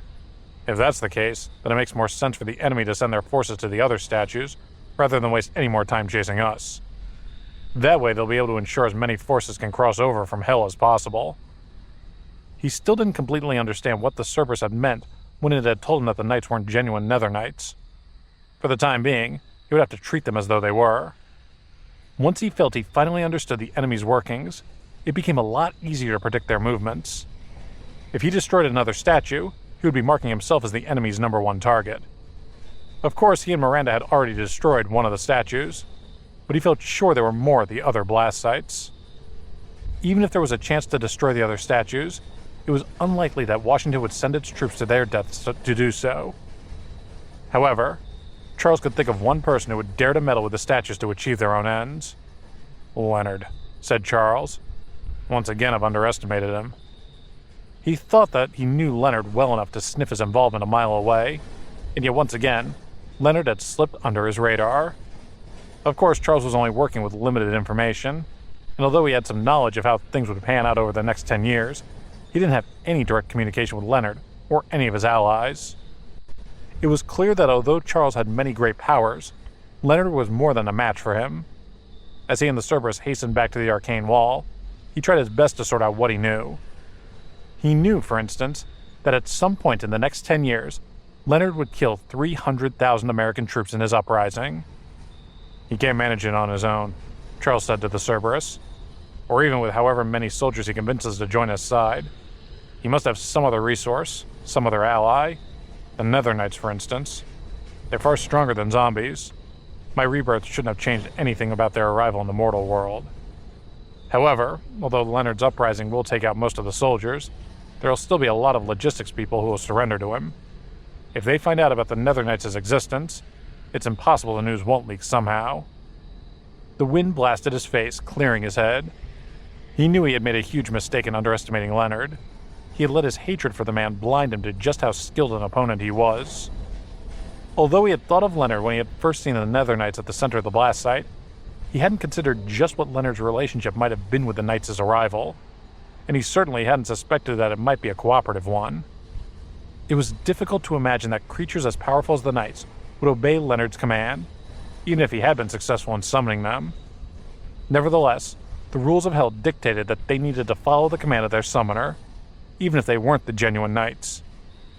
"Leonard must have found the first Knights but destroyed them before anyone else saw," Charles continued. "That explains how he was able to kill all those soldiers, and maybe he killed others in order to cover it up. Now that others know about the Nether Knights, the news will surely go public. And if I was Leonard, I'd have made some backup plans in case that happens." He was humbled to realize just how badly he had misjudged the situation. Although he could put it down to simply not having enough information to put the pieces together, he didn't want to make any excuses. An error was an error, and in war, an error can mean the same thing as defeat. They hurried on to the military base to reveal what they had learned. Meanwhile, at a far spot on the arcane wall, Lewis spotted a troop of soldiers approaching. "Which unit are you?" Lewis asked. "Are you our reinforcements?" "That's right," said a man in white armor at the head of the troop. "Tell me, are you the strongest soldier here?" Lewis was a little confused by the question, but was so glad the reinforcements had finally shown up that he was ready to give the man the benefit of the doubt and write it off as a misjudged attempt at humor. He was just about to step forward and shake his hand when the man summoned a white spear and plunged it into Lewis's chest. Lewis was thrown back against the wall as the man's spear pierced his chest. He collapsed to the ground, blood trickling from his lips. The soldiers in the defensive line raised their weapons and shouted at the newcomers. "Who are you people? Stop right there or we'll shoot!" Before they could take any further action, they fell one by one, each with a bullet through the forehead. "What are you guys doing?" screamed Lewis, pulling himself to his feet as a nightmare horse galloped to his side. "Who are you?" "You're still alive," said the man in the white armor with a tone of amusement. "You're not as weak as I thought. If these were different circumstances, I'd have challenged you to a fair fight. Unfortunately, I don't have the time for that." "Explain yourself," said Lewis. All the soldiers within earshot had rushed to his side, but hadn't dared draw their weapons when they had seen the machine guns held by the new arrivals. "As I'm just about to kill you, there's little point in explaining what we're doing here," said the man in the white armor. "But I'll at least introduce myself. My name is Leonard Shaw, and I will be the ruler of the human race. Maybe we'll meet again in the afterlife." Then he gestured to some paranormals at his side. They nodded and summoned a fire dragon and an ice dragon that lunged at Lewis, surrounding him. Meanwhile, a few other paranormals stepped forward to block off any escape routes. "They're all at level 5, thought Lewis with despair, the gravity of the situation sinking in. He could sense an immense power emanating from Leonard. The 2 dragons lunged at him. Just before they reached him, though, he vanished, reappearing a short distance away with the nightmare horse. He hurried to climb onto the steed, and the 2 dragons collided in midair, roaring with frustration. The enemy paranormals shouted out in confusion. "What happened? I was sure we had him! He must be space-powered." Before they could reorganize themselves, Lewis had sped off. While his paranormals were busy with Lewis, Leonard approached the arcane wall. "Looks like I'm not the only expert around here," he said, admiring it. He lunged his white spear at the ground at the foot of the wall, and the foundation crumbled in an instant. His paranormals rushed forward to release a blast of ice and snow to block the hellfire on the other side of where the wall had been. Leonard turned his head and saw Lewis speeding away. "You useless morons," he said. "How could you let him slip away? You had him surrounded. You even had 2 dragons to help you out." His eyes blazed with fury as he turned to his troops. One of the paranormals started begging for mercy. "He's a space-powered paranormal," the man stammered. "He just disappeared. There was nothing we could do." "Excuses, excuses," said Leonard, tutting. "I'll spare your lives this once, but I might not be so merciful next time, so you better make sure there isn't a next time." The paranormals nodded, relieved. They had served under Leonard long enough to know how merciless he could be. In his eyes, nobody was indispensable, and he rarely hesitated to execute his own troops on the slightest whim. The reason he couldn't punish them as severely as he wished was that his great plan was nearing fruition, and he needed all his troops to help him with the final push. "Now that their wall is down, hurry to the center of the city," he called to his soldiers, nearly 20,000 in total. "After today, the world will be ours." The troops chanted, "Long live Leonard! Long live Leonard!" They surged into the city, his Earth-type paranormals leading the way to clear a wide passage. By that point, a regiment of defending soldiers had arrived, but they were stalled by the elemental spells of Leonard's paranormals. Leonard turned to them. "I should thank you all," he said to the soldiers. "Because of you, my plan is actually running ahead of schedule. Nevertheless, when I finally come into my full power, mark my words, you and your people will be my first targets. I'll make you regret the day you first heard my name." Meanwhile, Lewis had ridden the nightmare horse to the military base. When he arrived, he climbed off the horse and took a mirror from his chest pocket. He was surprised to find it still intact. "I owe you one, Charles," he thought. If it hadn't been for the Mirror of Heaven, Leonard's first spear attack would have killed him immediately. When the officers saw him step into the room, they rushed to him, horrified by his injuries. "Who did this?" one of them asked. A light-powered paranormal came to Lewis's side and began to tend to him. Everybody there knew how strong Lewis was, so they understood that whoever had hurt him was terrifyingly powerful. "It was Leonard Shaw," Lewis said, gasping for breath. "It's not looking good. Let the other troops know." "Leonard?" asked an officer. "Isn't he the one who went into the radiation zone? Why did he attack you?" The officers were full of questions. In all their panic and confusion, it took a while for Lewis to catch his breath and explain properly. "He destroyed the arcane wall," he said. "He's gone into the city. We're under attack."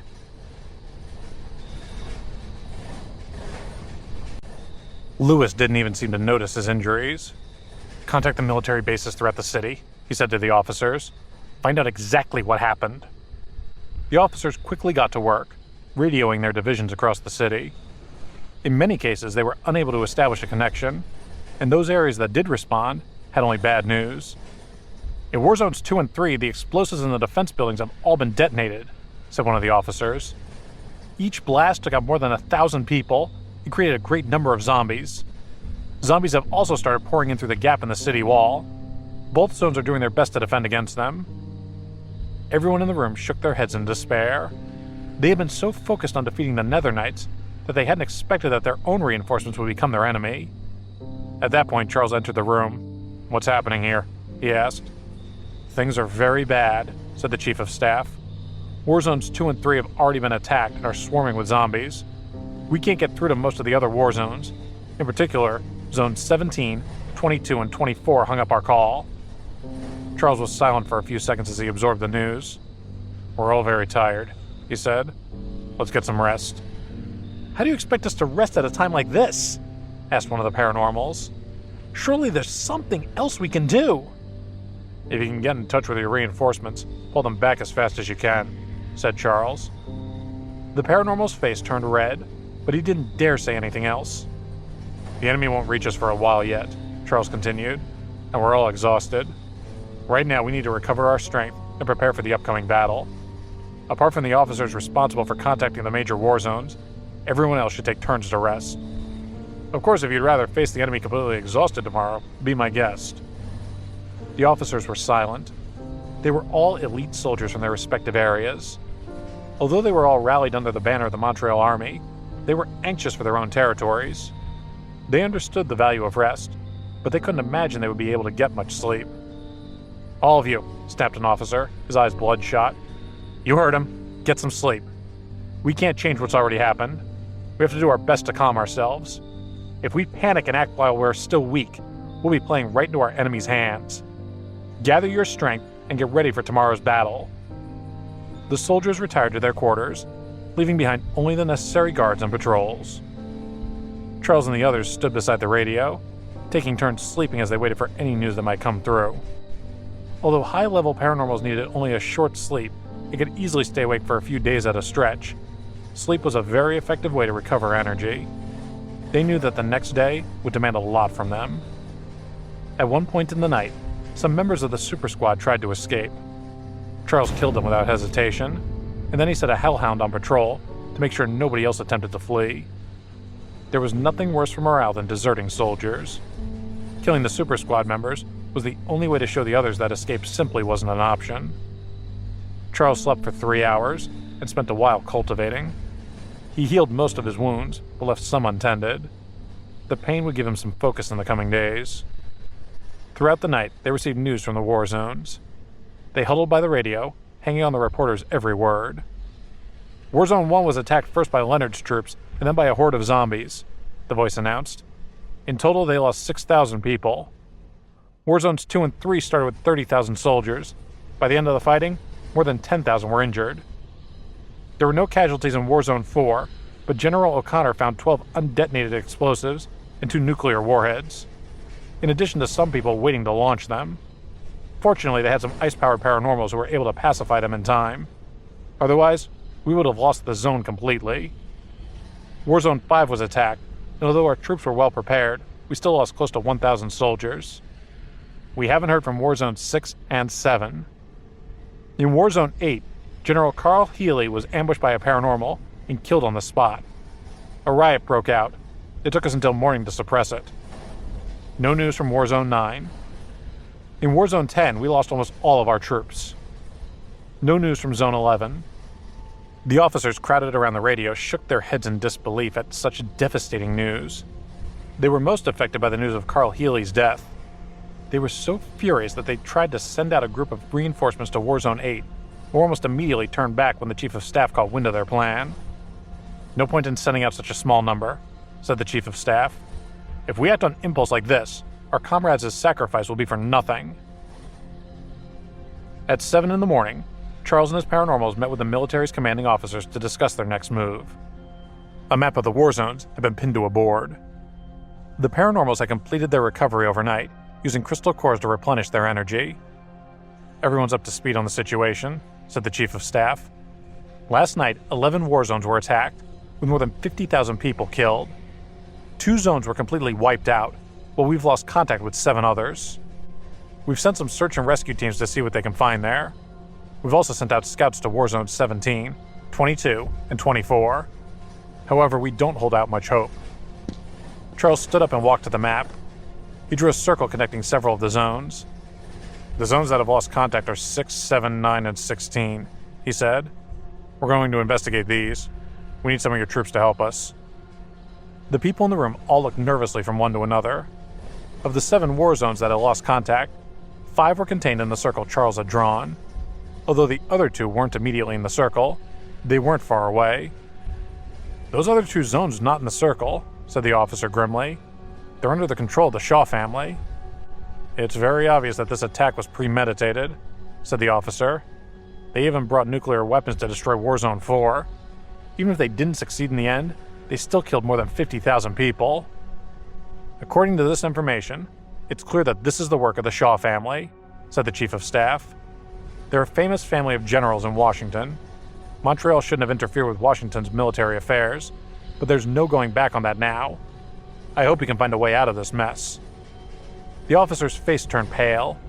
The reason that Montreal had come to Washington's aid was to help to launch a counterattack.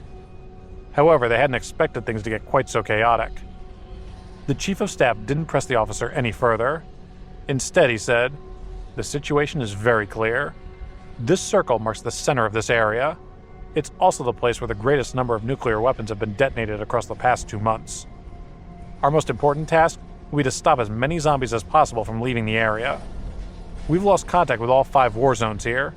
Either they were attacked before they could respond, they've somehow fallen into the enemy's control, or," he looked gravely around the room, "or they've been under the enemy's control from the start." The people in the room shook their heads at the thought, even though they realized that the Chief of Staff's theory could very well be correct. The 9,000 soldiers in Warzone 10 had been reduced to only 1,000, and yet even with so relatively few survivors, they had still managed to report their losses. However, the 5 zones in the circle had lost contact completely. Unless they had been completely destroyed in an instant, the only reason for them not to have sent any report seemed to be that the enemy had long prepared their attack and had taken control of those areas some time ago. Lewis stepped forward.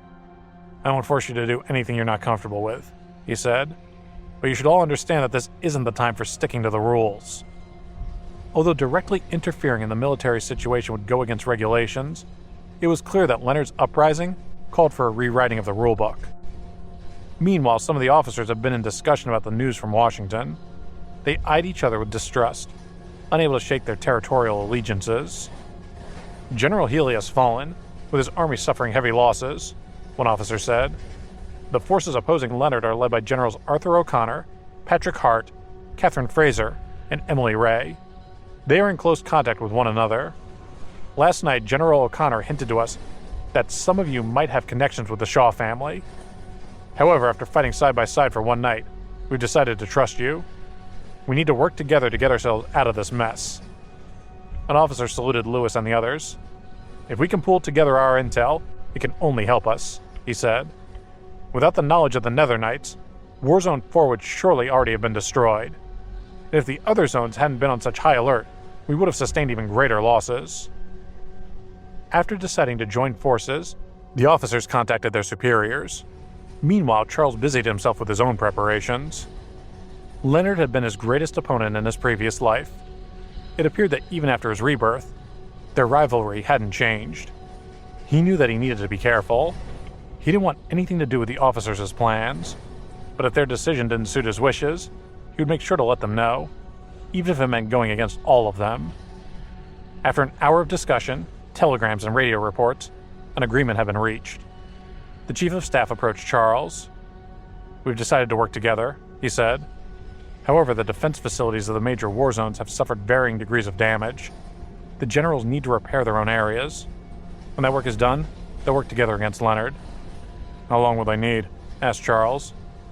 The Chief of Staff cleared his throat. "The defenses of each area—" "I don't care about the defenses," Charles interrupted. I'm more interested in the soldiers themselves. When they apply themselves, they can really fight. Last night, Leonard attacked all the war zones at the same time. From what we've learned, his main purpose wasn't to cause as many casualties as possible, but to destroy those military facilities. I think I know why. You think they're stalling for time? Asked the Chief of Staff. That's right, Charles replied. And if they're stalling for time, that means they have something special planned. So we need to work against them as fast as we can. We need to investigate the center of that circle. If possible, we need to infiltrate a war zone under Leonard's control and interrogate them. The Chief of Staff nodded. General O'Connor also agrees. It's the only way to take the fight to the enemy rather than getting ourselves stuck in a defensive position. The problem is, we don't have many troops and only a handful of elite soldiers. I think we should try this area, Charles said, marking an area on the map. If we can take that, we can use it as a springboard to attack the other regions under Leonard's control. If you're happy to cooperate, I'll give you some time to organize your troops. Meet us here. He marked another spot on the map. He couldn't deny that he was feeling excited. His favorite tactic in any situation was attacking, not defending. The Chief of Staff said, I'll report this back to General O'Connor and give you a reply as soon as I can. 10 minutes later, he returned. The general has decided to give up on the defense of 2 of the war zones, he said. He's ordered the soldiers there to pull back and assist you in your plan. Charles nodded, pleased that things were going his way again.